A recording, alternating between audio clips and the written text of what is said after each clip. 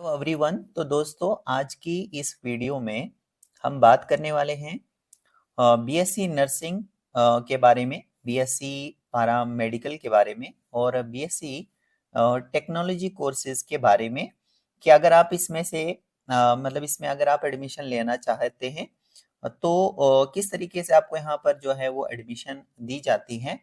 और साथ ही साथ दोस्तों, हम ये भी बात करने वाले हैं कि इसमें आपको मतलब जो एंट्रेंस टेस्ट है, कॉमन एंट्रेंस टेस्ट, वो बोर्ड की ओर से कंडक्ट कराया जाता है सबसे पहले तो इस टेस्ट में आपको क्या कुछ तैयार करना है, मतलब जो प्रिपरेशन है वो आपको, आपका सिलेबस जो है वो क्या रहेगा, और बाकी भी चीजें मैं कवर करने की करूंगा कि भाई आपका जो इसमें जो एग्जाम है उसका पैटर्न कैसा है, मतलब जो क्वेश्चंस वगैरह हैं वो किस तरीके के पूछे जाते हैं, ठीक है ना। आंसर आपको किस तरीके से करना होता है। तो मैं आपका भाई जो है वो पूरा का पूरा आपको ए टू जेड यहाँ पर गाइड करूंगा और मैं पूरे 100% श्योरिटी के साथ कहता हूँ कि अगर आप एक बार ये वीडियो फुल देख लेते हैं तो फिर आपको किसी भी तरह का डाउट नहीं रहेगा। लेकिन स्टिल अगर आपका कोई डाउट रहेगा तो मैं उसको भी जो है आप कमेंट के जरिए जब मुझे बताते हैं तो मुझे ये दिमाग में रहता है कि मुझे क्या कुछ जो है कहाँ पर आपके ये डाउट रहते हैं जो मुझे क्लियर करने हैं।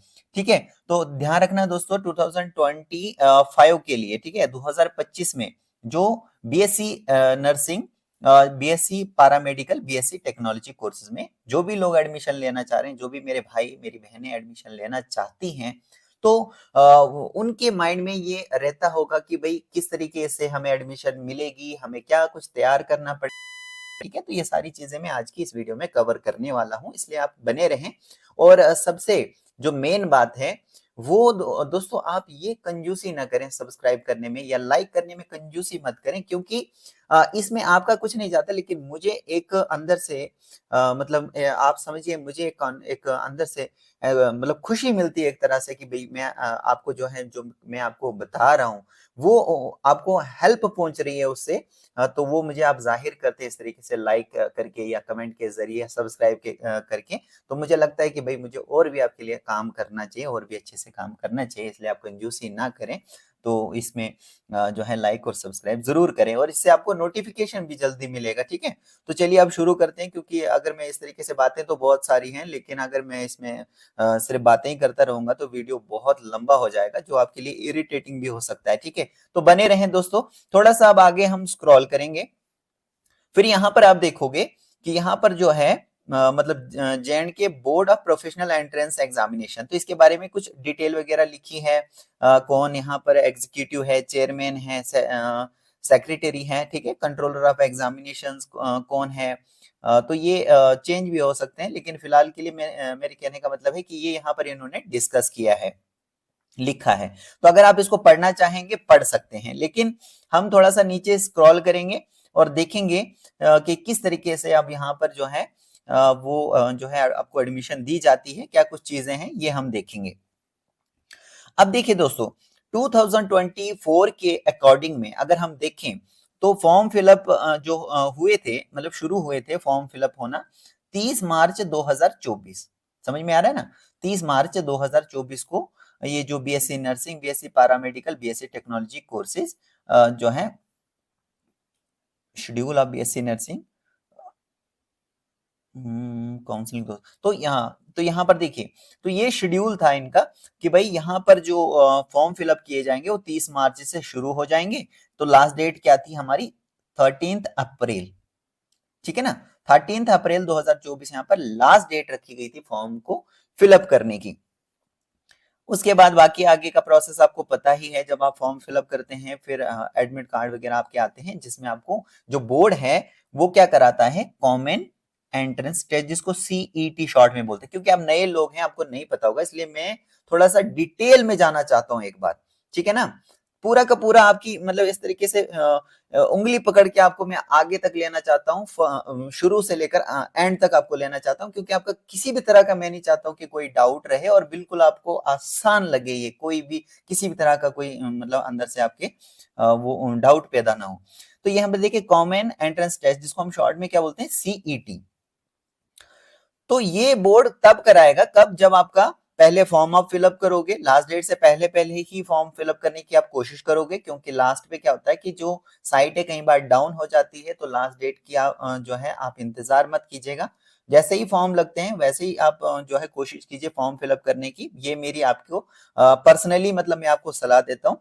उसके बाद देखिए दोस्तों, उसके बाद फिर आपके एडमिट कार्ड वगैरह आते हैं, इसके लिए अलग से बोर्ड आपको नोटिफाई करेगा। इसी तरीके सेम जैसे यहाँ पर देखिए 2024 के 30 मार्च को यहाँ पर फॉर्म फिलअप शुरू हुए थे, आगे 2025 में आप यहाँ पर फॉर्म जो फिलअप करोगे। ऐसा मैं आपको सबसे पहले देखिए दोस्तों, मैं आपको ऐसा क्यों बता रहा हूँ, यहाँ मेरा क्या कारण है आपको पहले से बताने का। क्योंकि लास्ट पर जब आप आते हैं ना, यहाँ पर बड़ा दुख होता है, और खास तौर से मुझे तब दुख लगता है जब मेरे साथ कोई स्टूडेंट जुड़ते हैं, मुझसे पूछते हैं लास्ट पर, और टाइम बहुत कम होता है। उस कम टाइम में ये बहुत मुश्किल हो जाता है, क्योंकि तो मैं चाहता हूँ जब आपको पहले से शुरू से पता लगे तो आप थोड़ा-थोड़ा करके क्या रखो, तैयारी रखो, ताकि आपको ये बर्डन ना लगे, आपका आसानी के साथ अच्छा आगे मार्क्स आए आपको। तो दिल खुश हो जाता है, मुझे भी खुशी होगी कि भई आप जो है मतलब मैंने आपको इस तरीके से गाइड किया और आप चले। चलना तो देखिए आपका ही है, रास्ते पर देखिए आपको कोई रास्ता दिखाएगा कहीं के लिए, तो चलना तो आपको ही पड़ेगा ना वहां तक पहुंचने के लिए। तो मैं आपको ये चाहता हूँ कि भाई आपको जो भी यहाँ पर मैं बताऊं आप उस पर चलें, आगे बढ़ें। आपको पहले से ही शुरू से पता हो, टाइम आपको अच्छा खासा मिले ताकि आप तैयारी कर सकें। अब देखिए यहाँ पर दोस्तों आगे आगे बढ़ते हैं। तो आगे बढ़ने के लिए देखिए यहाँ पर जो डाउनलोड ऑफ एडमिट कार्ड, जो एडमिट कार्ड डाउनलोड करने के लिए अलग से यहाँ पर ये नोटिफाई करते हैं। फिर यहाँ पर जो एग्जामिनेशन कंडक्ट कराने की जो डेट है वो टेंटेटिव ये बता देते हैं कि भैया इस वाले महीने जो है। टेंटेटिव होने का मतलब क्या है कि थोड़ा आगे पीछे, पीछे तो नहीं जाएगा, आगे जा सकती है, ठीक है। तो कुछ आगे पीछे, लेकिन आपको एक माइंड में लेके चलना है। जो भी यहाँ पर डेट लिखी जाएगी तो आपको मान के चलना है कि भैया इसी डेट को मेरे एग्जाम है। ये नहीं सोचना है आपने कि आगे जाएगा, अभी तो कोई तैयारी नहीं करेंगे, अभी तो आगे डेट जा सकती है, नहीं। आपको ये मान के चलना है बस मेरे एग्जाम जो है ये जहां पर जैसे डेट लिखी है 2024 की, वैसे ही 2025 की लिखी होगी, आगे पीछे जो भी लिखी होगी, तो इसको आपने मान के चलना है और अपनी तैयारी में डटे रहना है। फिर यहाँ पर डिक्लेरेशन ऑफ रिजल्ट आ जाता है, जब आपका कॉमन एंट्रेंस टेस्ट हो जाएगा उसके बाद फिर रिजल्ट वगैरह जो है वो निकलता है, जिसके बारे में ये अलग से जो है बोर्ड जो है उसको टाइम ले लेता है। और उसके बाद दोस्तों यहाँ पर लिखा है रिप्रेजेंटेशन अगेंस्ट की, मतलब जो की है ना वो निकलती है। की का मतलब क्या होता है, जैसे आंसर की होती है वो निकाली जाती है। तो आंसर की में कितने क्या क्वेश्चंस को आपने टिक किया है, सर्कल किया है, तो वो कितने क्या ठीक है वो जो है निकाला जाता है। फिर 3 दिन का टाइम दिया जाता है, जैसे up to 3 days after the conduct of CET, मतलब कॉमन एंट्रेंस टेस्ट के बाद कम से कम 3 दिन आपको दिए जाते हैं रिप्रेजेंटेशन डालने के लिए, कि आपको लगता है कि भाई मैंने जो आंसर किया है उसमें कोई इधर उधर थोड़ा सा आपको लगता है कि जैसे मार्क्स वगैरह मुझे नहीं मिले हैं प्रॉपर ये वो, तो आप रिटर्न में एक रिप्रेजेंटेशन डालते हैं, जिसके लिए फीस वगैरह भी आपको फिलअप करनी होती है। तो देख लीजिएगा सीईटी के बाद 3 दिन के अंदर अंदर ये आपको करना होता है। Completion of the admission process, तो ये बात की बात है। थोड़ा सा नीचे हम स्क्रॉल करेंगे, मुझे तो लगता है ये वीडियो जो है ना लंबा होने वाला है, तो दोस्तों आप या तो झेलिए या तो फिर मैं शॉर्ट शॉर्ट में बताऊंगा। तो कुछ चीज़ें मुझे भी अंदर से तसल्ली नहीं होती है कि मैंने कुछ चीज़ें छोड़ दी हैं, तो अब एक बार आप झेल लीजिए ताकि प्रॉब्लम ना हो। तो कैंडिडेट्स थोड़ा सा नीचे स्क्रॉल करेंगे, यहाँ पर इंट्रोडक्शन इंट्रोडक्शन लिखा गया है, तो इस पे भी हम नहीं आते हैं यहाँ पे। और यहाँ पे कुछ यहाँ पे शॉर्ट फॉर्म्स हैं, इनको आप देख सकते हैं। थोड़ा सा नीचे स्क्रॉल करते हैं। अब देखिए, अब देखिए दोस्तों यहाँ पर है एलिजिबिलिटी, मतलब एडमिशन लेने के लिए आपके पास क्या होना चाहिए। अब सिंपल भाषा में अगर मैं आप समझाऊं, जैसे अगर बीएससी नर्सिंग कोई करना चाहेगा तो आमतौर से तो मुझे लगता है आपको पता है, लेकिन फिर भी मेरी किसी बहन को, किसी मेरे ऐसे भाई को टाइमली नहीं पता हो, ठीक है, तो यहाँ पर आप समझिए कि अगर आप एडमिशन करना चाहते हैं, मतलब हेल्थ में आप जाना चाहते हैं, हेल्थ सेक्टर में जाना चाहते हैं, तो आपको एडमिशन के लिए क्या आपके पास होना चाहिए, ये सिंपल तरीके से आप समझिए, इसका यही मतलब है। देखो सबसे पहले आपके पास क्या होना चाहिए, एक तो आपके पास डोमिसाइल होनी चाहिए कि आप यूटी ऑफ जेएंडके के या यूटी ऑफ लद्दाख के रहने वाले हैं। समझ में आ रहा है ना, तो ये तो सबके पास होगी डोमिसाइल सर्टिफिकेट। उसके बाद कम से कम 17 साल के आप होने चाहिए, कम से कम तो 17 साल और के आप होने चाहिए। 31 दिसंबर 2024 जैसे यहाँ पे लिखा है, तो इस तरीके से 31 दिसंबर 2025 जैसे अगले साल अगर आप देखोगे तो इसी तरीके से देखा जाएगा, तो 17 साल की आपकी एज होनी चाहिए। ठीक है, फिर यहाँ पे लिखा है कि 12वीं पास आप होनी चाहिए और जो मिनिमम 12वीं क्लास में आपके नंबर कितने होने चाहिए, 45% होने चाहिए फिजिक्स में, केमिस्ट्री में और बायो। क्योंकि देखो हेल्थ में आप जा रहे हो तो यहाँ पर क्या है, आपने साइंस से किया होना चाहिए, समझ रहे हो ना, ये तो आपको पता ही है। तो ये आपने फिजिक्स केमिस्ट्री बायो में आपके पास 45% नंबर होने चाहिए और आपने पास किया होना चाहिए इंग्लिश भी। इंग्लिश भी एक जैसे सब्जेक्ट होता है ना, तो वो भी पास आपने किया होना चाहिए, including the candidates from including the candidates from state open school recognized by state government and National Institute of Open School recognized by central government and science subject in English only। कहने का मतलब क्या है दोस्तों कि आपके पास science subject से, फिर यहाँ पर जो है अब एक बात और है, ये तो हो गया 45%। फिर क्या यहाँ पे कहा है इन्होंने कि अगर जो रिजर्व में आते हैं, रिजर्व मतलब जैसे कैटेगरी वगैरह आपकी है, तो अगर उसमें आप आते हो तो आपके जो 3 कोर सब्जेक्ट हैं, तो उसमें आपके जो मतलब फिजिक्स केमिस्ट्री जो बायो है, इनमें आपके कम से कम 40% होने चाहिए इंस्टेड ऑफ 45 की बजाय आपके पास 4-5% का आपको यहाँ पर जो है एक तरह से आप कह सकते हो कि डिस्काउंट ही आपको मिल रहा है ना, आपको मतलब फॉर जनरल कैटेगरी कैंडिडेट्स भी मेडिकली फिट, तो मेडिकली आप फिट होने चाहिए क्योंकि मेडिकल लाइन में जा रहे हो भाई। फिर यहाँ पे लिखा है इन्होंने कि जो भी कैंडिडेट अपीयरिंग हुए हैं, मतलब जैसे मान लीजिए कि आपका 2024 में अभी एग्जाम वगैरह आगे है या रिजल्ट वगैरह अभी नहीं आया है आपका, तो आपको यहाँ पे मौका दिया जा रहा है कि आप फॉर्म वगैरह फिलअप कर लीजिए। लेकिन जब आपका यहाँ पर एंट्रेंस टेस्ट होगा या फिर जब आपकी काउंसलिंग वगैरह आगे होती है, काउंसलिंग आपकी होती है जिसमें आपको कॉलेज वगैरह अलॉट किए जाते हैं, तो उस टाइम जो है आपका ये 12वीं क्लियर हो जाना चाहिए, बस ये ध्यान रखना। तो लेकिन बोर्ड की तरफ से क्या है, मौका दिया जा रहा है कि भैया आप एग्जाम में तो बैठ सकते हो, लेकिन जब आपकी काउंसलिंग वगैरह बोर्ड कराएगा या फिर आगे मतलब मान लीजिए जो कॉलेज आपको दिया है, तो वहां पर डॉक्यूमेंट तो वो चेक करेंगे ही करेंगे, क्योंकि 12वीं के बेसिस पर ही आपको एडमिशन मिलेगी। तो उस टाइम पे आपको ये दिखाना है प्रूफ कि मेरा जो है क्लियर हो गया है, सब चीज समझ में आ रहा है। फिर यहाँ पर एलिजिबिलिटी है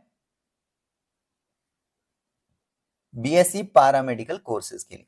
क्या लिखा है इन्होंने कि जो बीएससी पारामेडिकल कोर्सेज हैं उनके लिए आपके पास क्या कुछ होना चाहिए, क्या मतलब आपने पढ़ाई की होनी चाहिए। तो इन्होंने लिखा है सबसे पहले जी, एक तो आपके पास डोमिसाइल होनी चाहिए, है ना, कि यहाँ के आप रहने वाले हैं, तो वो आपके पास तो होनी चाहिए। फिर 17 साल के आप होने चाहिए कम से कम, आगे लिखी होगी तारीख, सारे जो साल है, जो महीना है वो लिखा होगा कि इस तारीख को इस महीने जो है, और आगे जो है साल है, तो ये आपको लिखा होगा कि भाई इसमें कम से कम 17 साल की आपकी एज होनी चाहिए। फिर 12वीं आपने पास किया होना चाहिए साइंस से, पीसीबी, पीसीबी का मतलब क्या है, फिजिक्स केमिस्ट्री और बायो से आपने पास किया होना चाहिए। ठीक है, स्कोरिंग मिनिमम 50% मार्क्स, 50% कम से कम होने चाहिए, ज्यादा जितने मर्जी हो, तो ये यहाँ पर कंडीशन है। उसके बाद अगर 12वीं में आप रिजल्ट वगैरह पेंडिंग है आपका, अभी नहीं आया, एग्जाम दे सकते हो, कोई प्रॉब्लम नहीं है, लेकिन बाद में आपको क्लियर हो जाना चाहिए काउंसलिंग तक। तो ध्यान रखना काउंसलिंग तक वो क्लियर हो जाना चाहिए, लेकिन एग्जाम में बैठने की आपको यहाँ पर मौका दिया जा रहा है। फिर लिखा है यहाँ पर जो lateral entry to the students having obtained diploma, ठीक है, in concern stream having pass 10+2 and deploy in particular stream and registered with J&K Paramedical Council। तो lateral entry to the students having, lateral entry मिलेगी उन students को जिन्होंने मतलब diploma जिनके पास है कंसर्न स्ट्रीम में, और जिन्होंने पास किया है 12th फिजिक्स केमिस्ट्री बायो से, और डिप्लोमा इनका पर्टिकुलर स्ट्रीम में है, और रजिस्टर्ड होंगे विद J&K पैरामेडिकल काउंसिल। ठीक है, तो ऐसा अगर है तो यहाँ पर वो लेटरल एंट्री में वो आ जाएंगे, मतलब उनका यहाँ पे लिखा है, इस तरीके से आपको समझना है।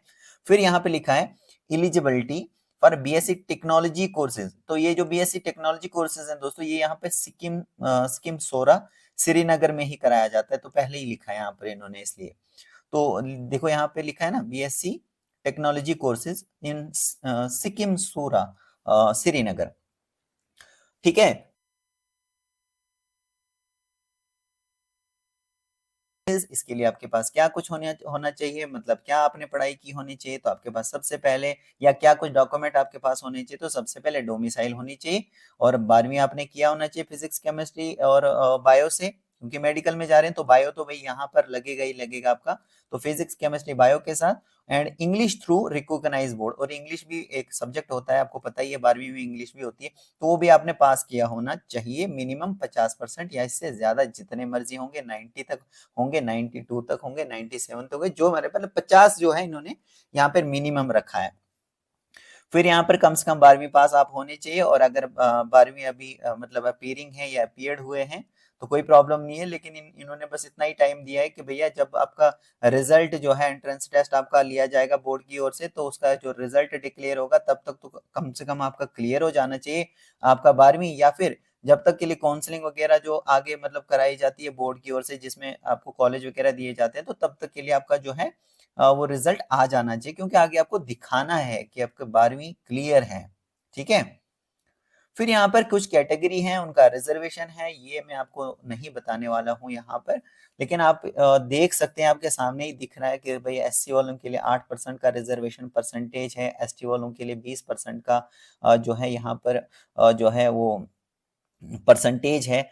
तो इस तरीके से आपको यहाँ पर जो है वो देखना है, 10-10% जो है यहाँ पर रखा है इन्होंने। बकरवाल, बाल्टी, बेडा, बोटो, तो ये यहाँ पर जो ट्राइब्स हैं, देखिए यहाँ पर इनके लिए 10-10% का रखा गया है, तो वो आप देख लीजिए। जैसे पाडरी ट्राइब है, पहाड़ी इथनिक ग्रुप है, इनके लिए भी यहाँ पर 10% का रिजर्वेशन रखा गया है। फिर नीचे यहाँ पे देखेंगे अगर आप, तो यहाँ पर जो socially and economically backward classes से जो आते हैं, जिसमें ए पार्ट में आप यहाँ पर देख लीजिए, अदर बैकवर्ड क्लास ओबीसी में 8% का यहाँ पर है। जो resident of areas adjoining line of actual control, मतलब एएलसी से जो यहाँ पर जो वहाँ के रहने वाले हैं, ठीक है, तो उन एरियाज के जो रहने वाले हैं जो बॉर्डर्स वगैरह के, तो उनके लिए भी यहाँ पर 4% का जो है वो रिजर्वेशन है। तो इस तरीके से जो आरबीए वाले हैं उनके लिए भी 10% का है, तो वो आप देख लीजिए। थोड़ा सा नीचे स्क्रॉल करेंगे तो अभी बहुत सारी चीजें दोस्तों रहती हैं, तो अगर इस वीडियो में नहीं कवर हो पाएगा तो आप टेंशन मत लीजिएगा, मैं वो भी जो है वो कवर कर लूंगा। वैसे तो कोशिश है कि इसी में सब कवर हो जाए, लेकिन अगर इसमें नहीं हो पाता है, आपको लगता है कि ये थोड़ा लंबा हो जाए, तो फिर कोई आप टेंशन मत लीजिएगा, वो नेक्स्ट में कवर हो जाएगा आपका। ठीक है, लेकिन फिलहाल आप यहाँ पर देख लीजिए। देखिए अब फीस की अगर हम बात करें, तो यहाँ पर फीस क्या है, fees structure has not been furnished by the respective authority, has furnished by the respective college authorities, and the book is not in Andi Vishwavidya with it, and therefore no responsive fees is raised subsequently। तो देखिए यहाँ पर जो board है मतलब जेके भोपी जो है, उन्होंने साफ लिखा है कि भाई फीस को लेकर जो है इनका कोई रोल नहीं है एक तरह से। ठीक है, बोर्ड का काम सिर्फ और सिर्फ जो है वो एग्जाम कंडक्ट कराना, एग्जाम के बाद जो भी मतलब सीट्स इनको फिलअप करनी होती है, वो सारा काम ये करते हैं।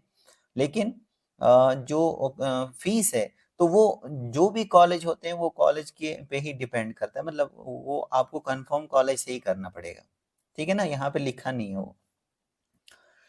एप्लीकेशन फॉर्म की बात करें तो ऑनलाइन मोड से ये सबमिट किए जाते हैं। इसके लिए जो है ऑनलाइन फॉर्म, जिसके लिए भोपी की वेबसाइट आपको पता है, यहाँ पर www.jkbhopi.gov.in, ये इनकी ऑफिशियल वेबसाइट होती है, जिस पर जाकर आपको फॉर्म फिलअप करना होता है, सबमिट करना होता है ऑनलाइन मोड से, और पेमेंट आपको 1000 की यहाँ पर ऑनलाइन मोड से करानी होती है। ठीक है, ये बात की बात है, क्योंकि अभी तो फॉर्म नहीं निकले हैं, लेकिन मैं बता रहा हूँ आपको इस तरीके से फॉर्म फिलअप करने, जब निकलेंगे तो उस टाइम पर तो कोई प्रॉब्लम नहीं है, आप मुझे बता सकते हैं कैसे क्या करना है, वो मैं आपको पूरा प्रॉपर गाइड करूंगा। फिलहाल मैं आपको जस्ट बता रहा हूँ कि ऑनलाइन मोड से ही सबमिट करने होते हैं।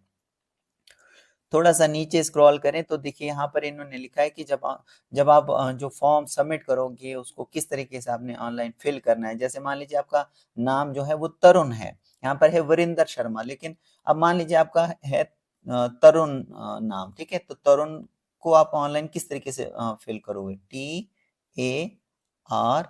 TARUN, मान लीजिए ये आपका ये बॉक्स है, तो आपने अपना नाम तरुण फिल करना है। आपका जो भी नाम है वो आपको फिल करना है। तो देखिए TARUN, तो इस तरीके से आप फॉर्म फिल करोगे। तो इसलिए इन्होंने यहाँ पर आपको एग्जाम्पल दी है, आपको एक सैंपल बताया कि इस तरीके से ही आप फॉर्म फिल कीजिएगा। क्यों ऐसा क्यों बताया? आपको हेल्प के लिए दोस्तों, ताकि आपको मतलब कोई कहीं से भी कोई मिस्टेक ना लगे, इसलिए मैं भी बता रहा हूँ आपको, दोबारा से रिपीट ही कर रहा हूँ एक तरह से, कि आप इस तरीके से फिल करोगे। फिर फादर नेम भी आप इस तरीके से मतलब फिल करोगे। फिर डेट ऑफ बर्थ जो है अपनी इस तरीके से भरोगे, ठीक है। थोड़ा सा नीचे स्क्रॉल करेंगे और यहाँ पे लिखा है कि जब ऑनलाइन आपने जैसे नाम वगैरह फिल किया, फिर अपलोड क्या क्या करना है। जैसे नाम फिल कर दिया, पिताजी का अपना पिताजी का नाम फिल कर दिया, अपनी मम्मी का नाम आपने फिल कर दिया, अपनी डेट ऑफ बर्थ फिल कर दी, जेंडर फिल कर दिया। अब लास्ट पर यहाँ पर लिखा है कि ये तो आपने फिल कर दिया, अपनी डिटेल वगैरह, अपनी ईमेल वगैरह, अपना फोन नंबर मान लीजिए, सारी आपने फिल कर दी। तो लेकिन साथ में कागज भी तो अपलोड करने हैं, अपने डॉक्यूमेंट जो है वो भी तो अपलोड करने होते हैं। तो कौन कौन से करने हैं?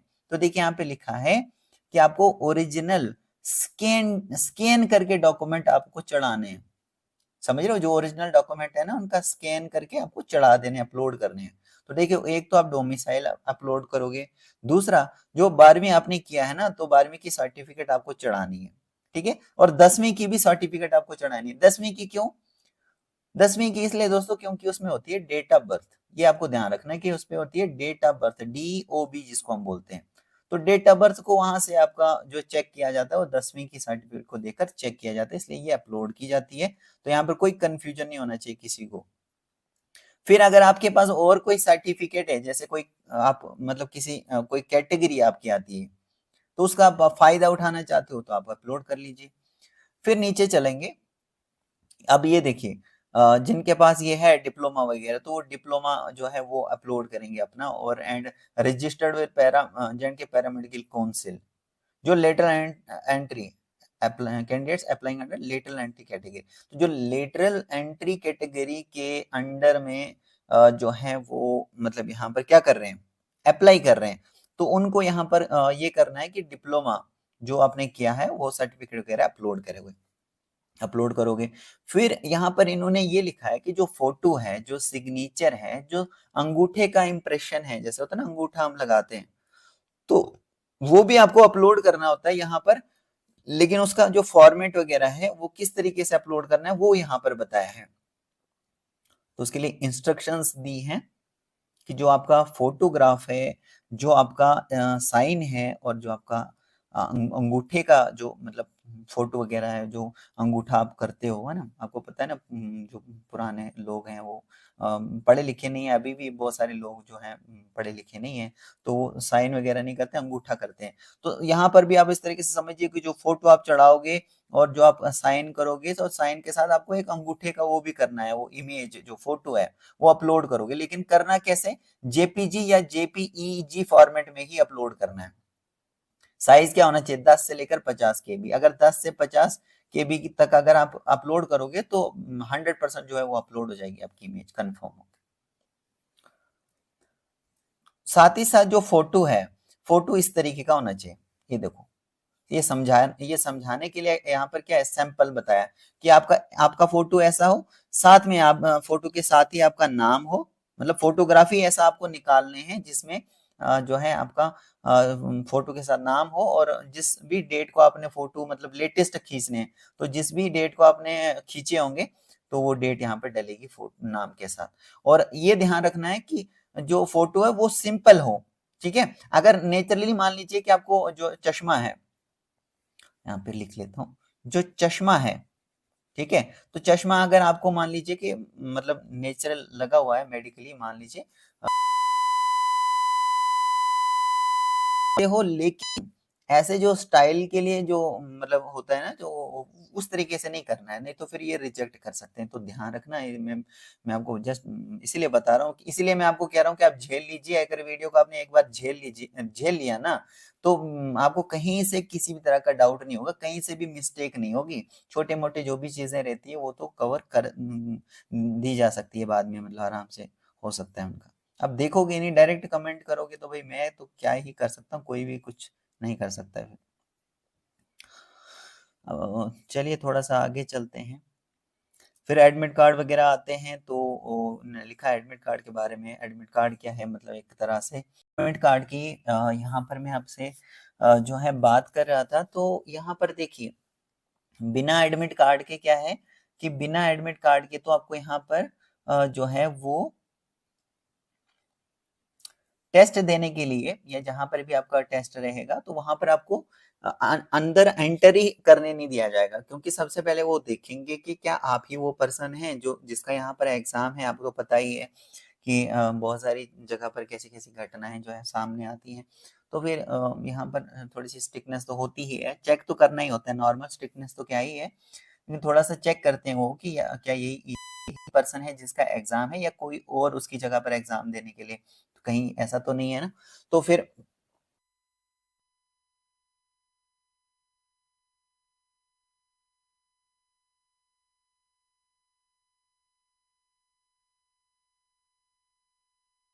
थोड़ा सा हम नीचे स्क्रॉल करेंगे, और जो भी यहाँ पर सेंटर आपको दिया जाएगा, सेंटर कैसे है आपको, जैसे दोनों जगह पर सेंटर होता है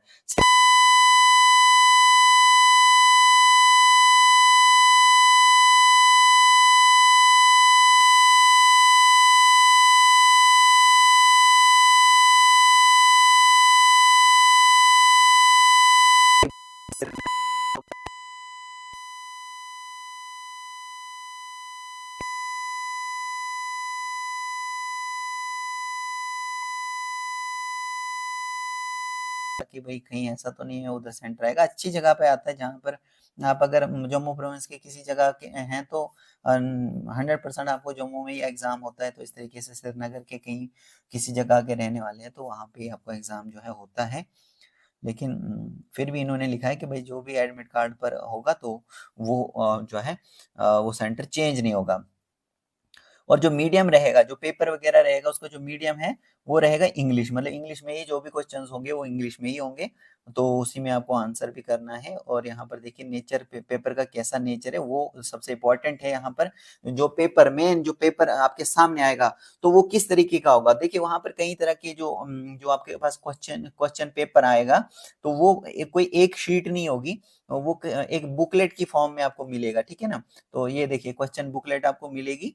और सबसे पहले क्वेश्चन बुकलेट मतलब एक पेज, दो पेज, तीन पेज, चार पेज, पांच पेज, छह पेज, इस तरीके से समझिए आप कि कई पेजेस का एक क्वेश्चन बुकलेट होगा। आपको क्वेश्चन बुकलेट मिलेगी। तो सबसे पहले इन्होंने सलाह दी है, बोर्ड ने आपको एक ही सलाह दी है कि आप कोई भी क्वेश्चन का, जैसे ही आपने क्वेश्चन पेपर पकड़ा और वैसे ही शुरू हो गया आंसर देना, तो ऐसे मत कीजिए। बोर्ड ने कहा है कि देखो सबसे पहले आप एक काम करो कि क्वेश्चन बुकलेट को चेक करो। क्या बोला है, क्वेश्चन बुकलेट को चेक करो। चेक करके आपको ये पता लगेगा कि कहीं मेरा क्वेश्चन जो है, क्वेश्चन पेपर जो है, कहीं से अंदर से कोई ऐसा तो नहीं है ना कि कोई फटा हुआ है, ठीक है। या कहीं ऐसा तो नहीं है कि कोई कहीं प्रिंटिंग के टाइम पर कोई कुछ क्वेश्चन ही वहां पे जो है वो मिस है। मतलब समझ रहे हो, बिल्कुल ब्लैंक शीट, तो कहीं ऐसा तो नहीं है बीच में, शुरू में ठीक होगा, कहीं बीच में ऐसा होगा कि कोई फटा हुआ होगा कोई, तो इस तरीके से, या कोई क्वेश्चन ही मिस होगा उसमें, डिफेक्टेड डैमेज होगा, ब्लैंक पेज होगा। तो ये इन्होंने लिखा है कि आपकी रिस्पॉन्सिबिलिटी बनती है, कम से कम चेक कर लीजिए। कितना ही टाइम लगेगा, 1-2 मिनट का टाइम लगेगा। आप अगर उसको चेक करेंगे, अगर आपके पास कोई भी प्रॉब्लम आएगी, तो जो भी वहां पर जो कंसर्न इन्विजिलेटर होगा, आप उसके क्या लाइए, संपर्क में लाइए, मतलब उसको बताइए। तो वो क्या करेगा, आपको रिप्लेस करके दे देगा, एक नई बुकलेट दे देगा, सेम सीरीज की देगा। मान लीजिए ए सीरीज का जो है क्वेश्चन मिला है आपको पेपर, बी सीरीज का मिला है, या सी का मिला है, या डी का मिला है, ठीक है।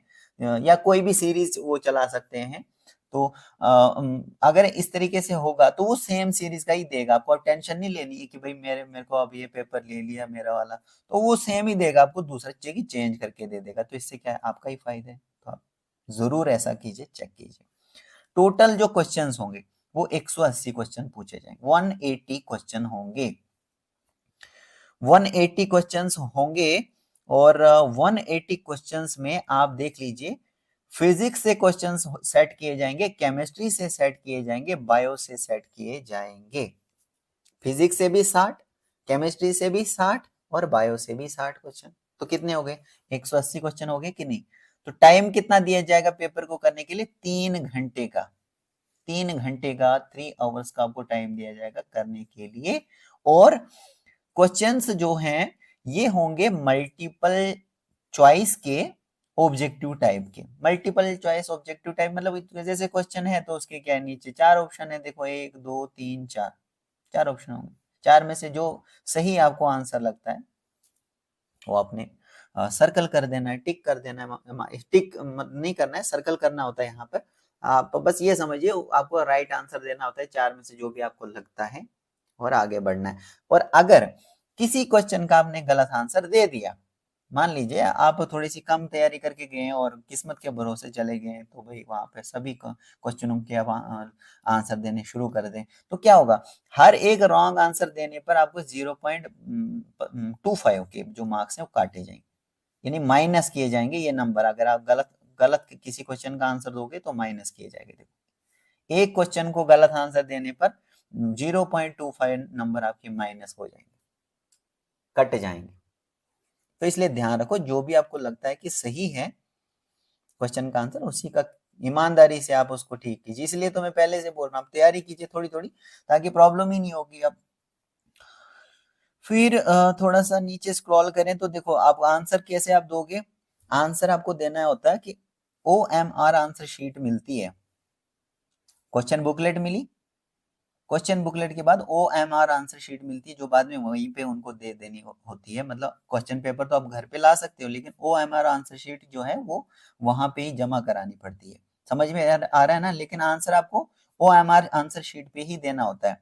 तो किस तरीके से, इसके लिए भी सैंपल है, आप टेंशन नहीं लीजिए। मुझे पता है दोस्तों, कई सारे स्टूडेंट्स को नहीं पता होता है, लेकिन मैं जो है आपको 100% जो है वो 110% गारंटी के साथ बोलता हूँ कि आप एक बार इसको देख लीजिए, वीडियो को, कोई दिक्कत ही नहीं आएगी, कहीं दिक्कत नहीं आने वाली है, बस तैयारी करनी है आपने। तो अब यहाँ पर देख लीजिए, लिखा है इन्होंने यहाँ पर, जो OMR शीट आपको दी जाएगी ना, उसके टॉप पे सबसे ऊपर कुछ चीजें वहां पे खाली दिखाई जाएंगी, कुछ बक्से होंगे, खाली होगा, वो आपको फिल करना है, और बड़े ध्यान से फिल करना है, जल्दबाजी नहीं करनी है। 3 घंटे का टाइम है, टेंशन नहीं लेनी है आपको, ठीक है। तो सबसे पहले तो क्वेश्चन बुक, जो बुकलेट मिली, जो क्वेश्चन पेपर मिला है, उसका आपने नंबर लिखना है OMR शीट के ऊपर। फिर सीरीज कौन सी, A B C या D, वो देखना है आपने, चेक करना है क्वेश्चन पेपर के ऊपर, वो आपने लिख देना है। फिर रोल नंबर अपना डालना है इन न्यूमेरिकल, ठीक है, और उसको सर्कल भी कर देना है, and also darken the appropriate circle भी कर देना है। सर्कल कैसे, ऐसे जो भी रोल नंबर होगा ना, तो रोल आपको आगे बताऊंगा मैं किस तरीके से क्या है, तो उसको आपने सर्कल भी कर देना है, जो भी आप जो है रोल नंबर लिखोगे। मतलब जैसे मान लीजिए 120 रोल नंबर है, तो एक की जगह जो भी जो सर्कल होगा वो आपने टिक करना है। 2 जहां पर भी होगा वहां पे, 0 जहां पे भी होगा वहां पे आप किस तरीके से, मैं आपको अभी आगे जो सैंपल भी हमारे पास यहाँ पे होगी। जैसे देखिए यहाँ पे एग्जाम्पल यहाँ पे लिखा है कि एक क्वेश्चन मान लीजिए कि पेपर में आपके आया है कि Albert Einstein got the Nobel prize. तो ये क्वेश्चन है कि भाई जो अल्बर्ट आइंस्टीन था, उसको नोबेल प्राइज मिला था थ्योरी ऑफ रिलेटिविटी में मिला था, या फोटो इलेक्ट्रिक इफेक्ट में मिला था, या फिर जनरल थ्योरी ऑफ रिलेटिविटी में मिला था, या फिर लेजर में मिला था। 4 ऑप्शन आपके पास दिए हैं, 4 में से कोई एक है जो सही है, जो आपको आंसर देना है। तो देखो इन्होंने लिखा है कि क्वेश्चन क्वेश्चन मान लीजिए इस तरीके से चढ़ा, अब आंसर जो है वो करना है जी राइट। तो राइट आंसर क्या है 4 में से, कि Albert Einstein got the Nobel prize in photoelectric effect. तो फोटो इलेक्ट्रिक इफेक्ट में इनको क्या मिला था, अल्बर्ट आइंस्टीन को नोबेल प्राइज दिया गया था। तो आंसर किस तरीके से करना है, यहां पर देखिए, ये है तरीका सबसे सबसे बेस्ट, ठीक है, करेक्ट तरीका है ये वाला। कौन सा? ये ए वाला, ये करेक्ट तरीका है कि 11वें क्वेश्चन का आंसर है जो क्वेश्चन 11वां है, अल्बर्ट आइंस्टीन को उसको मिला था नोबेल प्राइज किसमें? ये देखिए, photo electric effect, option number 2। तो ऑप्शन नंबर 2 11वें क्वेश्चन का जो यहाँ पे क्वेश्चन है, इसका आंसर है ऑप्शन नंबर 2। तो 2 पे आपने फिल करना है। देखिए क्वेश्चन नंबर 11वें का ऑप्शन नंबर 2 आपने यहाँ पे पूरा सर्कल करना है, बाहर भी नहीं जाना चाहिए, सर्कल को ज्यादा बाहर भी नहीं करना है, डार्क पूरा, मतलब देख लीजिए, खुद देख लीजिए दोस्तों किस तरीके से यहाँ पे इन्होंने आंसर किया। इसी तरीके से आपने करना है।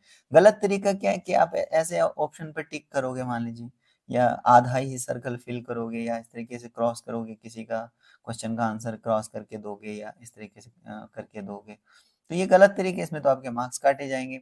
तो ये तो आपको ध्यान रखना ही रखना है।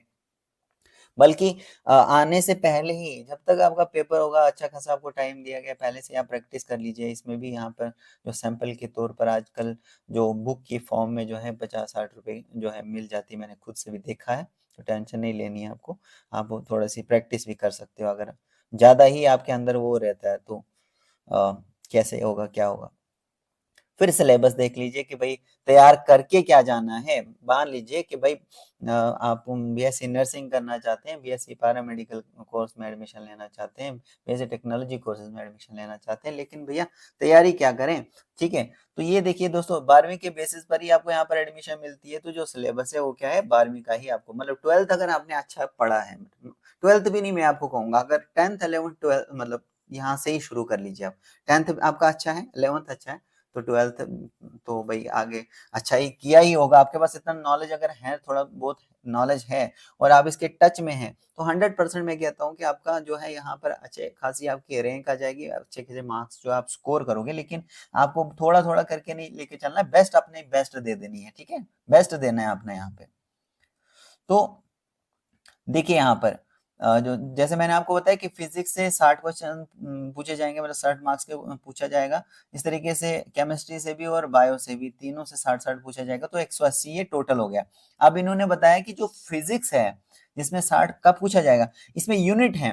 12th क्लास के में जो है वो, अगर आपकी फिजिक्स है तो उसके यूनिट्स है ना, मतलब पहला यूनिट क्या है? Physical world and measurement. तो ये यहाँ से आपको तैयार करके जाना है, ये सिलेबस है, आपको देखना है दोस्तों। यहाँ पर सिलेबस को देख के ही आपको पता लग रहा है कि you physical world and measurement से 2 ही मार्क्स का पूछा जाएगा।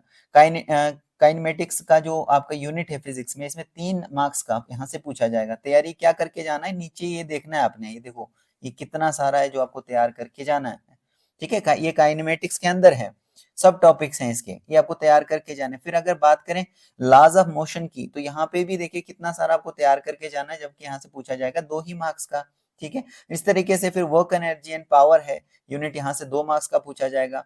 Motion of system of particles and rigid body, यहाँ से 2 मार्क्स का पूछा जाएगा। इस तरीके से ग्रेविटेशन है, यहाँ से 2 मार्क्स का पूछा जाएगा। इस तरीके से properties of bulk matter 2 marks का पूछा जाएगा। थर्मोडायनेमिक्स से 2 मार्क्स का, behaviour of perfect gas and kinetic theory से 2 मार्क्स का। फिर यहाँ पर ऑसिलेशन एंड वेव्स की अगर हम बात करें तो यहाँ से थोड़ा 4 मार्क्स का पूछा जाएगा, ठीक है। तो इसमें अंदर तो टॉपिक तो भाई ऊपर से यही है ऑसिलेशन एंड वेव्स, लेकिन अंदर से ये सब टॉपिक्स आपको पता ही है, इतना तो आपको तैयार करना है, ठीक है। तो इलेक्ट्रोस्टैटिक्स से भी 4 मार्क्स का पूछा जाएगा। इस तरीके से करंट इलेक्ट्रिसिटी की बात करें, यहाँ से भी 4 क्वेश्चंस का जो है 4 मार्क्स का पूछा जाएगा। फिर मैग्नेटिक इफेक्ट जो है करंट एंड मैग्नेटिज्म की अगर हम बात करें, तो यहाँ से 5 मार्क्स का पूछा जाएगा। थोड़ा इसमें ये बहुत ही इंपॉर्टेंट होते हैं दोस्तों, ये जो magnetic effect of current and magnetism, ये यहाँ पर आप देख लीजिएगा, बड़े इंपॉर्टेंट यहाँ से क्वेश्चन पुट अप किए जाते हैं। तो इलेक्ट्रोमैग्नेटिक इंडक्शन की अगर बात करें एंड अल्टरनेटिंग करंट्स की, तो यहाँ से भी 4 मार्क्स का पूछा जाएगा। इसमें लेंज लॉ आप यहाँ पर देख लीजिए, फेरेडे लॉ है, इलेक्ट्रोमैग्नेटिक इंडक्शन है, इंड्यूस ईएमएफ है और करंट है, इनके बारे में आपको पढ़ के जाना होता है। तो इसके बाद इलेक्ट्रोमैग्नेटिक वेव की बात करें 2 मार्क्स का पूछा जाए। ऑप्टिक्स की बात करें तो 7 मार्क्स का। तो ऑप्टिक्स की जो है वो यहाँ पर अभी तक जो है सबसे ज्यादा मार्क्स का यहाँ से पूछा जा रहा है ऑप्टिक्स से। तो यहाँ पर देख लीजिएगा क्या क्या जो सब टॉपिक्स हैं वो आपको यहाँ से जो है तैयार करके जाना है। इस तरीके से ड्यूअल नेचर जो है मैटर एंड रेडिएशन, यहाँ से 2 मार्क्स का, एटम एंड न्यूक्लियस से 3 मार्क्स का, इलेक्ट्रॉनिक डिवाइसेस से 4 मार्क्स का, कम्युनिकेशन सिस्टम से 2 मार्क्स का। तो ये आपने देखा कि फिजिक्स का कौन कौन से चैप्टर और अंदर से कौन कौन से सब टॉपिक्स हैं जो आपको तैयार करने हैं। ठीक है, ये तैयार करना है आपने, ठीक है ना। तो ये कैसे होगा, एकदम से नहीं होगा कि लास्ट पर आप पूछोगे कि भाई इंपॉर्टेंट क्वेश्चन बताओ, या फिर मान लीजिए कि लास्ट पर आप 1-2 दिन या 10 दिन में, तो ये ऐसा नहीं हो सकता। ये क्या है कि आपको पता ही है, 12वीं क्लास जब आप पढ़ते हो या 12वीं में जब आप आते हो तो पूरा साल लगता है ना उसको पास करने में, फिर 1 साल के बाद ही आप दूसरे नेक्स्ट क्लास में जाते हो। तो उसी तरीके से साल का सिलेबस जो है वो 10 दिन या 15 दिन या 1 हफ्ते में कोई कैसे तैयार करेगा। ठीक है, तो आप इसलिए पहले से ही अच्छे से पढ़िए। लास्ट पर, हाँ, लास्ट बार ये हो सकता है कि क्वेश्चन जो है आपसे कोई पूछा जाएगा, आप इस तरीके से प्रैक्टिस करेंगे, वो दूसरी बात हो जाती है, लेकिन उस टाइम ही शुरू करना और तब तक के लिए उतना ज्यादा मतलब तवज्जो न देना, ये थोड़ा अच्छी बात नहीं है। तो फिर यहाँ पर आप केमिस्ट्री देख लीजिए, केमिस्ट्री से भी 60 मार्क्स का पूछा जाएगा। तो अब मैं यहाँ पर जो है ये बताने वाला नहीं हूँ, आप सिर्फ देखिए दोस्तों, ठीक है। तो ये सिलेबस है, थोड़ा सा नीचे स्क्रॉल करते हैं, ये आपको सिलेबस देखना है। देखिए यूनिट नंबर 11 है, अल्कली मेटल, इस तरीके से ट्रांजिशन एलिमेंट इंक्लूडिंग लेंथोनाइड्स। तो ये देखो कौन कौन से चैप्टर हैं और कितने कितने मार्क्स हैं, ये आप यहाँ पर देखिए, और ये आपको तैयार करना है। फिर यहाँ पर बायो की बात करें तो जैसे मैंने आपको बताया कि बायो से भी 60 मार्क्स का पूछा जाएगा, और आपने देखना है। यहाँ पर देखिए बायो में यूनिट नंबर 1 है, diversity and classification of plants के बारे में आपको पढ़ना है। फिर इस तरीके से प्लांट के बारे में जो है पढ़ना है, morphology and anatomy of plants के बारे में पढ़ना है। इसके रिप्रोडक्शन ऑफ फ्लावरिंग प्लांट्स कितने मार्क्स का है, genetics, ecology and environment, biology and human welfare. ठीक है, तो ये आप देख लीजिए दोस्तों, कई सारे यहाँ पर यूनिट्स हैं। अगर मैं यूनिट सब यूनिट सबको पढ़ के अगर आपको बताऊं तो ये वीडियो आप ये मान के चलिए कि 1 घंटे की चली जाएगी। फिर तो फिर ऐसा नहीं करना है। थोड़ा मैं आपको बता देता हूँ, क्योंकि आपको बस ये देखना है कि मुझे तैयार क्या करना है और कहाँ से कितने मार्क्स का पूछा जाएगा। फिर आप ये पकड़ लीजिए कि कौन से वाले चैप्टर को आप कब शुरू कर रहे हो तैयार करना, और कैसे शुरू कर रहे हो। तो ये है कि भाई थोड़ा कंटिन्यू रहोगे तो अच्छी जो है आपको आगे सिलेक्शन आपका हो जाएगा। ठीक है, तो थोड़ा सा फिर नीचे में स्क्रॉल करने की करता हूँ कि कहीं कुछ हमसे छूट ना गया हो। ठीक है, तो बाकी यहाँ पर जो है टेंशन लेने की बात नहीं है, क्योंकि बाकी अगर कुछ चीज़ें मिस हो जाती हैं तो आप मुझे कमेंट के जरिए पूछ सकते हो। सिलेक्शन प्रोसेस आपको पता ही है, सिलेक्शन किस तरीके से होता है। पहले बोर्ड जो है कॉमन एंट्रेंस टेस्ट लेगा, ठीक है, तो उसके बाद फिर जो काउंसलिंग है वो होती है, जिसमें आपको फिर जैसे आपका पहले तो टेस्ट लिया जाता है, उसके बाद क्या होता है, रिजल्ट निकाला जाएगा।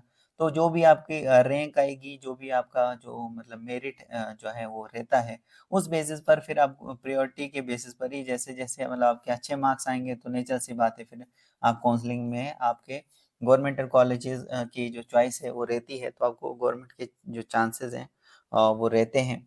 आपकी अगर मतलब रैंक अच्छी आई है तो आपके जो है गवर्नमेंट में जो है सिलेक्शन हो जाता है। गवर्नमेंट का प्राइवेट का आपको पता ही है, गवर्नमेंट और प्राइवेट में क्या जो है सबसे मेजर डिफरेंस जो है यहाँ पर करता है, तो वो ये है कि भाई यहाँ पर जो है गवर्नमेंट से आपका कम खर्चे में जो है ये हो जाता है, और प्राइवेट की बात करें तो थोड़ा आपको पता है फीस तो यहाँ पर ज़्यादा लगने वाली है। तो ये एक जो मेजर है वो डिफरेंस यहाँ पर हो जाता है।